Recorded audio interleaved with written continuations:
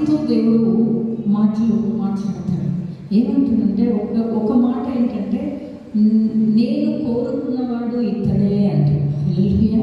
అంటే వాళ్ళ అన్నదమ్ములు దావీదుని తల్లిదండ్రులు రిజెక్ట్ చేశారు, అన్నదమ్ములు రిజెక్ట్ చేశారు. ఎక్కడో ఉన్నాడులే అంటాడు తండ్రి ప్రవక్త అడిగినప్పుడు. దేవుడు ప్రవక్తకు బయలుపరిచినప్పుడు ఇంకెవరైనా ఉన్నాడంటే ఉన్నాడులే అంటాడు. కానీ అక్కడ దేవుడు ప్రవక్తతో మాట్లాడుతూ, నేను కోరుకున్నవాడు ఇతడే.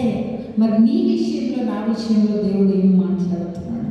ఏమి సాక్ష్యాన్ని నేను కలిగి ఉన్నాను?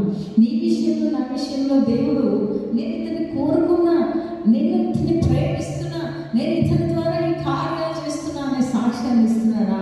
అది రెండవదిగా దావీదు నా హృదయానుసారుడు అంటున్నాడు. హల్లెలూయా.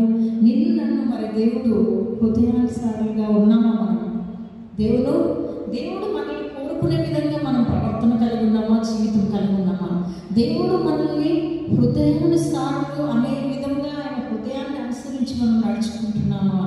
మూడవదిగా దేవుడు దావీదు విషయంలో నా ఇష్టానుసారుడు అంటాడు. అంటే నా ఇష్ట ప్రకారమే పనిచేసే వ్యక్తి, నా ఇష్టాన్ని ఎరిగిన వ్యక్తి, నా ఇష్టమును చేసే వ్యక్తి అంటున్నాడు.